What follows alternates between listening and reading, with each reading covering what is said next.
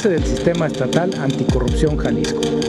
La corrupción pareciera ser el cáncer que corroe toda la sociedad mexicana desde tiempo inmemorial. Representa altos costos a los empresarios para obtener contratos de las obras públicas o en la prestación de servicios para el gobierno, repercutiendo finalmente en el precio al consumidor, siendo afectados prácticamente todos. La impartición de la justicia muchas veces se demora ante tantos trámites que propician prácticas desleales que rayan en la corrupción, entre otros aspectos que sería largo enumerar. Luego de un largo y sinuoso camino que incluyó un juicio de amparo de uno de los aspirantes a ocupar el cargo, al fin tenemos en Jalisco nuestro propio sistema anticorrupción.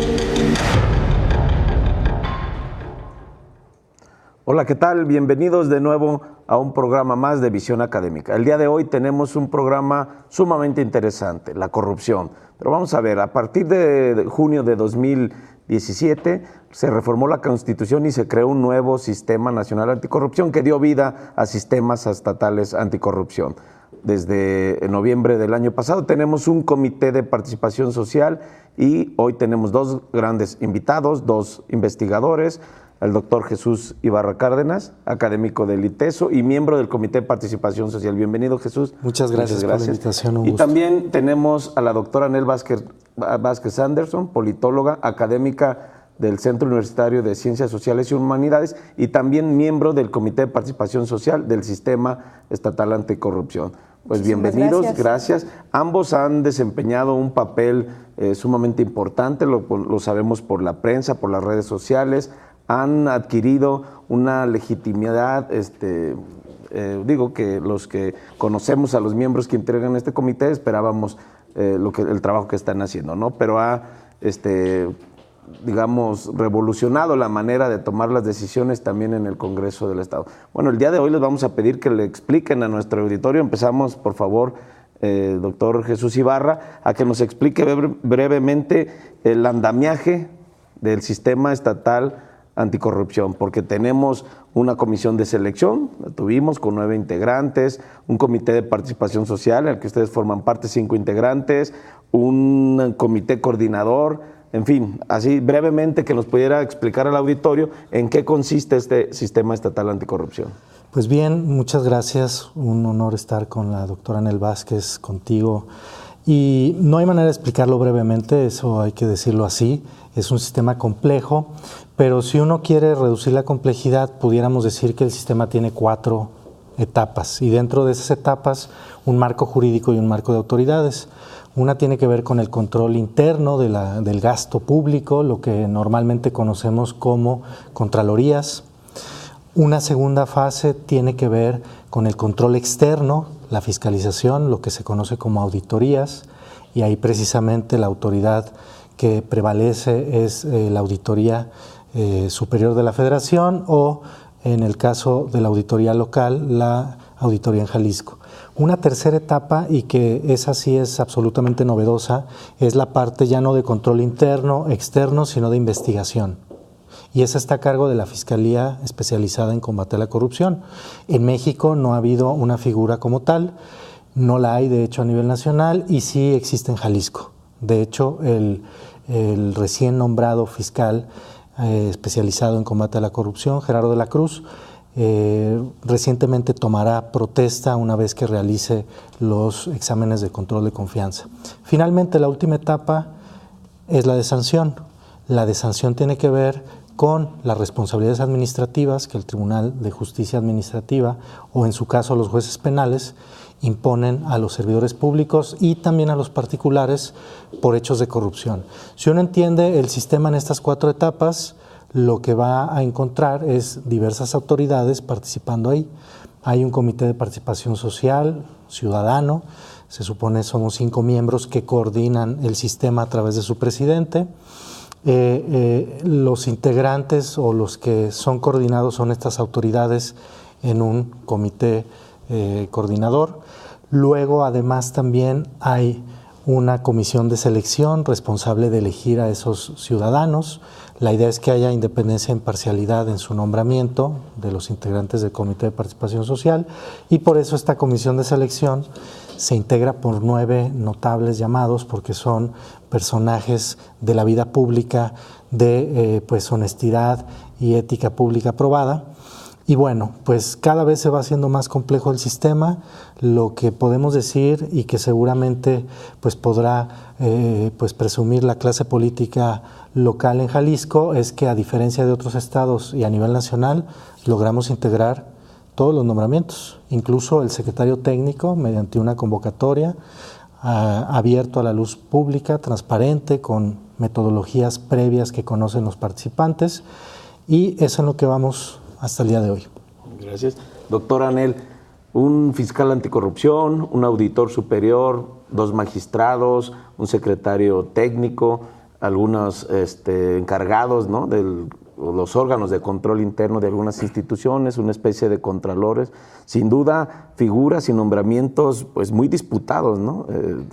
Basta recordar la experiencia y la historia que hemos tenido para nombrar un auditor superior del Estado, y los otros también, muy disputados. Se ha en ocasiones comentado que un exceso de partidización o de intervención de poderes fácticos. ¿Cuál ha sido la experiencia de ustedes y qué papel han jugado en estos nombramientos? Muchas gracias. Estoy feliz de estar contigo y con tu auditorio y con Jesús. Bueno, efectivamente yo creo que ese fue un gran paso que ya se dio, y que se dio no solo por la intervención del Comité de Participación Social, que claro que tuvimos mucho que ver en la elaboración de la metodología, de los criterios técnicos y demás, y de tomarnos en serio el trabajo, porque acuérdate que nos nombraron el 1 de noviembre y ese mismo día se aprobaron 4 convocatorias y nos dieron mes y medio para poder evaluar, se llama el informe con la opinión técnica de los perfiles de 130 aspirantes, ¿no? Y siendo solo 5 miembros, sin estructura, sin personal, sin oficinas, ¿no? Pero nosotros nos tomamos en serio el trabajo, pensamos que era apenas una grieta en el sistema, pero que debía de ser aprovechada, y claro, bueno, esa parte no se puede, minimizar. Pero yo creo que fue un gran paso el que se dio, porque precisamente estos puestos eran decididos, como se decía, por cuates y cuotas, ¿no?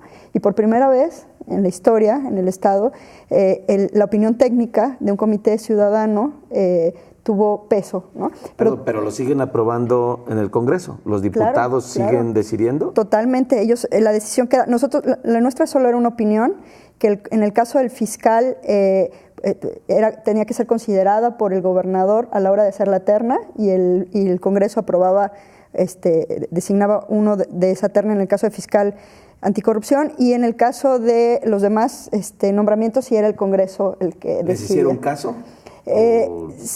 Sí, pero todo por una serie de circunstancias. Sí.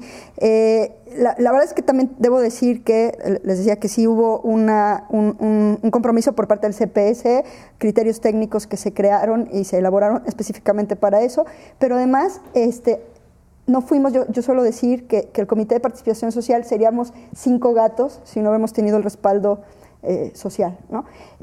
Tuvimos, a diferencia de lo que sucede a nivel nacional, que a ellos no les dieron este tramo en el proceso de la designación de estos cargos importantísimos del sistema, nosotros sí lo tuvimos, pero además, a diferencia del nacional, nosotros nos dimos cuenta que necesitamos el respaldo social. Entonces, desde un principio buscamos a las organizaciones de la sociedad civil, a los rectores de universidades, a las cúpulas empresariales, académicos de distintas universidades, precisamente para discutir este asunto, y todo el tiempo estuvimos en comunicación, en contacto, y entonces cada paso que dio el Comité de Participación Social siempre iba ya respaldado, porque previamente discutido con la sociedad civil. Y yo creo que eso también le dio fuerza a nuestros informes técnicos. Eso, y además, también me gusta decir que yo creo que los planetas se alinearon, ¿no? Y una serie de circunstancias ayudaron a que sí nos hicieran caso, pero no fue como que nos hicieron caso porque estaba en la ley, o nos hicieron caso porque nuestra opinión fue técnica, ¿no? Nos hicieron caso, yo creo, por varios elementos. Una es lo que te decía, que tenemos el respaldo social.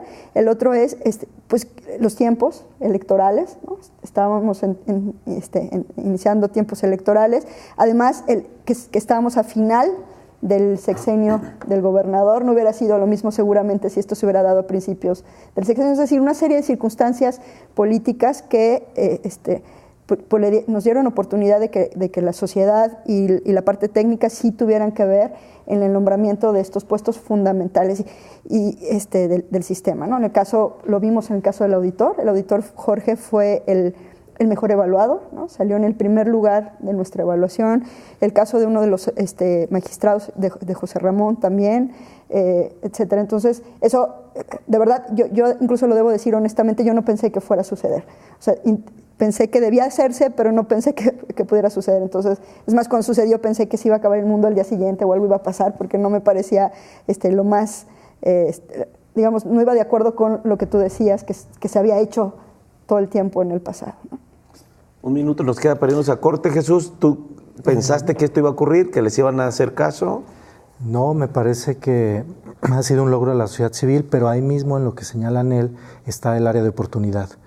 Nosotros únicamente emitimos una opinión técnica y eso quedó establecido en la ley y no dejaron que el Comité de Participación Social fuera más allá para evaluar cuestiones como independencia, imparcialidad, autonomía, y me parece que para una futura reforma sí tendría que haber un cambio en la ley para también esa parte, ese tramo, llevarlo a una evaluación ciudadana. Y por eso los problemas de que si un militante, como fue, se decía de Gabriel Valencia, participaba, decían, ¿y por qué el CPC no dijo, no hizo algo? Caray, pues porque la propia ley permitía que militantes y entre otros cargos participaran. Algunos que se inscribieron no se sometieron a la evaluación. ¿Qué pasó ahí? ¿Qué les dijeron? Bueno, pues jurídicamente no tenían que hacerlo porque es meramente una opinión no vinculante, cosa que también hay otra área de oportunidad ahí para cambiar en la ley. Y afortunadamente la clase política consideró que el costo de tomar en cuenta a alguien que no hubiera sido evaluado era superior a, por ejemplo, cambiar en una segunda terna solo por los que fueron evaluados. Es el caso precisamente del gobernador, que fue receptivo a esa circunstancia.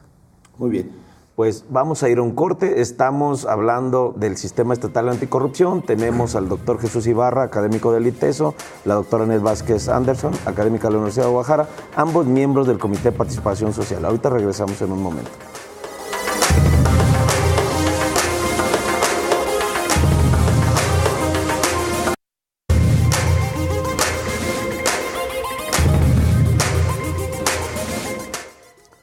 Continuamos, estamos hablando del Sistema Estatal Anticorrupción, que consiste, y estamos haciendo un balance. Los invitamos a que nos sigan en nuestras redes sociales, en Twitter, @académicavisión, y también en mi red personal, @MarioRamosG. Doctora Anel Vázquez, gracias por estar aquí con nosotros. Preguntarle, todo este andamiaje institucional del que nos han hablado, ¿nos va a garantizar que la corrupción se vaya disminuyendo en nuestro estado paulatinamente? ¿Podemos tener una esperanza, una expectativa positiva? Digo, dado todo lo que están comentando, todo este proceso de selección, tenemos en algunas de estas instituciones, están ahora encabezadas por los mejor evaluados. ¿Qué va a ocurrir? Pues más vale que sí funcione para terminar bueno, no creo que terminar por completo con la corrupción, pero sí disminuir la corrupción, porque si no, no tendría ningún sentido. Sería un gasto más, una burocracia más, que seguramente acabaría con la esperanza de los ciudadanos. Ahorita hay muchas expectativas, que eso puede jugar a favor y en contra. Hasta ahorita ha jugado a favor y tendremos que seguir aprovechando eso, pero sí tendría que funcionar. Yo tengo fe en que va a funcionar, primero porque se creó como sistema. Eso me parece que desde su diseño tiene ventajas con respecto a otras alternativas, otras posibles soluciones que se dieron. ¿Por qué? Porque la corrupción específicamente está en todas las áreas de la vida, ¿no? En todos los espacios, en todas las arenas, y sabemos que uno de los grandes problemas o efectos de las políticas públicas es que siempre son fragmentadas, incluso a veces contradictorias, y que se entendiera el problema de corrupción como un problema sistémico y que por lo tanto requiriera una solución de sistema, ya me parece una ventaja y un acierto, porque de hecho los sistemas estatales son parte del sistema nacional, es más, se tendrían que entender como subsistemas del sistema nacional anticorrupción. Entonces, eso. Segundo, me parece que sí hay, digamos, esperanza en que pueda funcionar, precisamente porque la sociedad civil, al menos en Jalisco, a diferencia probablemente de otros estados, está atenta, está ahí, está informada, es intensa y ha acompañado el proceso en cada momento, ¿no? Y entonces eso también le da, yo creo que esperanza al que el sistema funcione. Otros son las cabezas.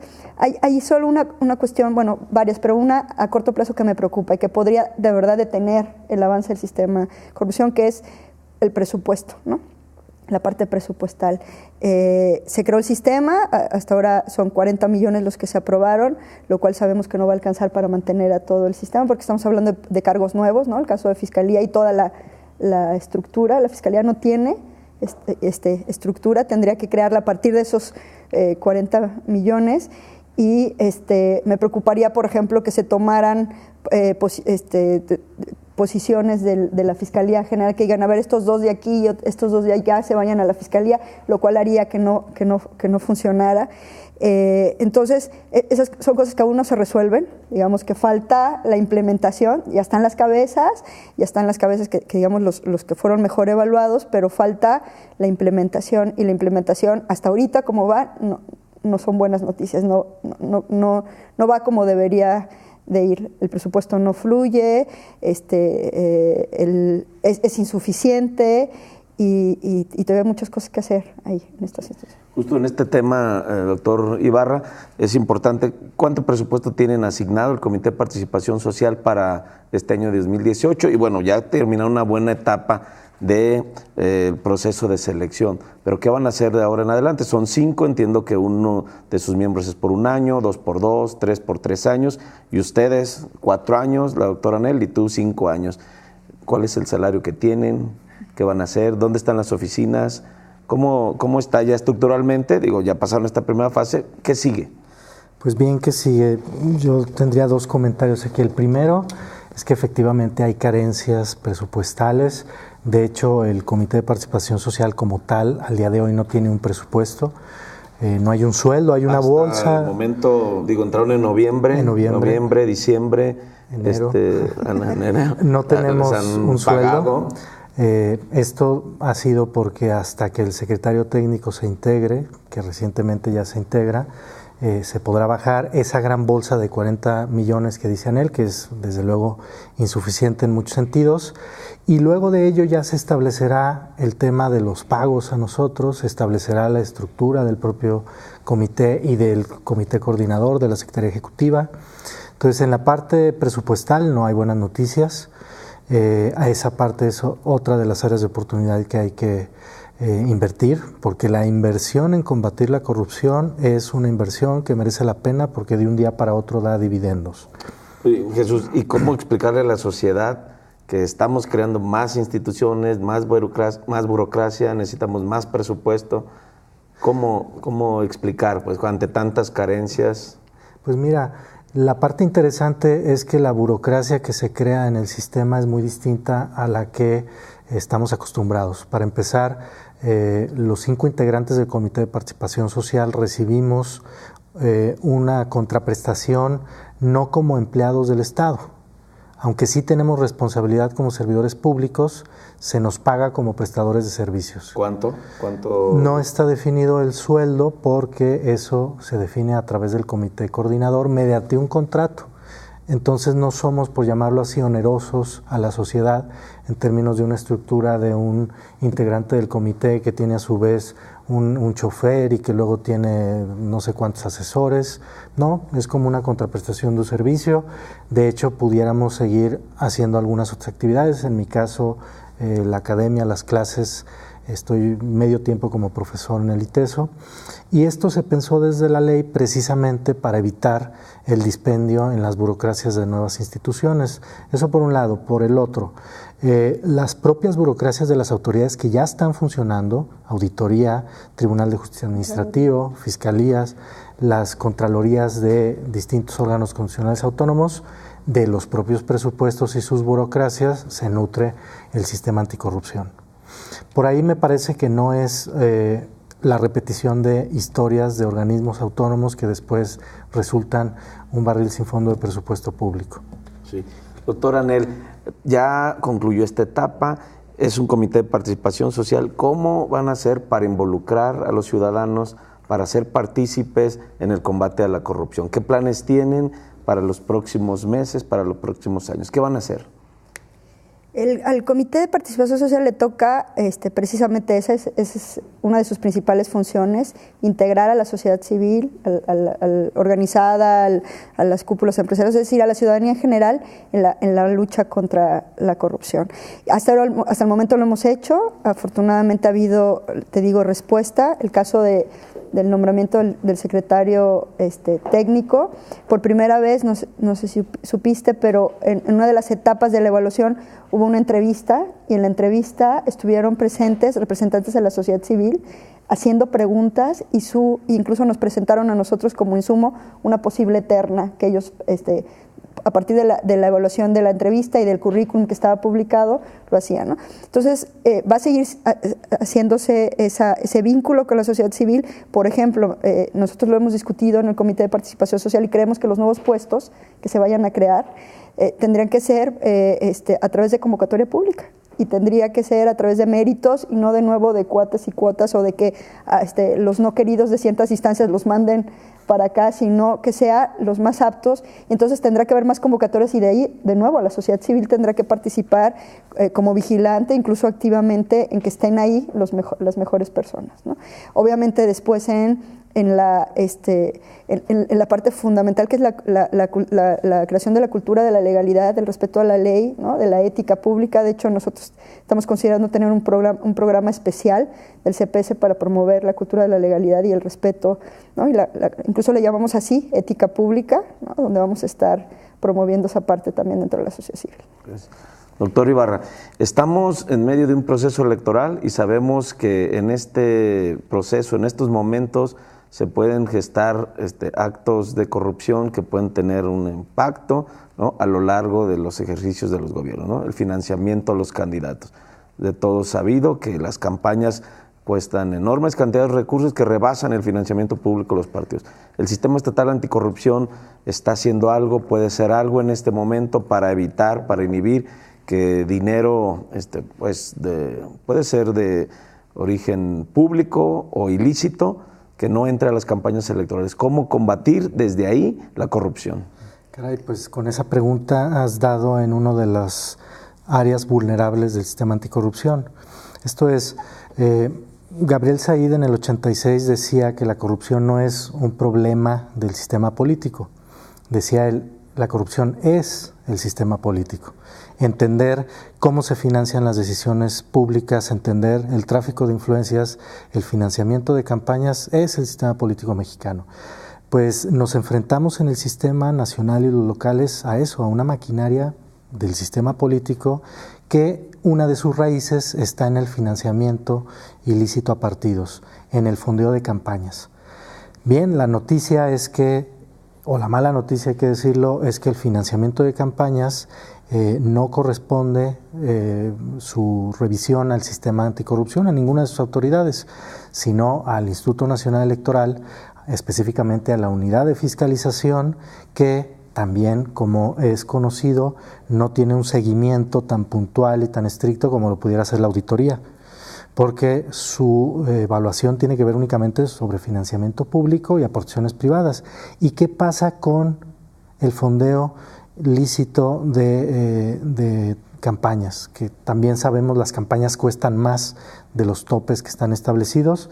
Eso no es sujeto del sistema anticorrupción, es un motivo, una raíz de actos de corrupción de todo tipo, y no es vulnerable al sistema. Ahí tendremos que hacer una reforma. Gracias, doctor Jesús Ibarra, gracias por acompañarnos. Para cerrar, doctora Anel Vázquez, se ha mencionado mucho que el problema de la corrupción es un problema cultural. ¿Qué podemos esperar? Tenemos ahora estas nuevas instituciones, nuevas leyes. ¿A cuánto tiempo podremos estimar que va a haber cambios? Y si es un problema cultural o es un problema de orden institucional. Yo creo que es institucional, no cultural, ¿no? Es decir, si hay instituciones, si hay leyes que lo eviten, que reduzcan estos espacios, ¿no? oscuritos, que es donde precisamente que les llaman los lugares de riesgo, ¿no? El mapeo de riesgos, esos lugares oscuritos donde sabes que se puede dar la corrupción, si los reduces, si acabas con la impunidad, si empiezas a castigar a los que cometen estos actos, automáticamente eso genera otro tipo de cultura, ¿no? La gente ya no va a admirar al político y quererse tomar fotos al político corrupto ese que se encuentra, sino al contrario, probablemente hasta le diga en su cara que es un corrupto, pero yo creo que empieza con las instituciones y me parece que ahí estamos dando ya un paso importante. Muchas gracias, doctora Anel Vázquez Anderson, académica de la Universidad de Guadalajara, del Centro Universitario de Ciencias Sociales, politóloga, miembro del Comité de Participación Social. También gracias al doctor Jesús Ibarra Cárdenas por asistir con nosotros, politólogo de la Universidad de Guadalajara, académico del ITESO y también miembro del Comité de Participación Social. Tuvimos este balance, un programa breve, pero invitamos a la sociedad, a los ciudadanos para que se informen, se involucren y participen en las actividades que tendrá este sistema, porque solo la sociedad involucrada podrá terminar la corrupción que tanto daño le ha hecho a nuestro país. Muchas gracias y nos vemos la próxima semana.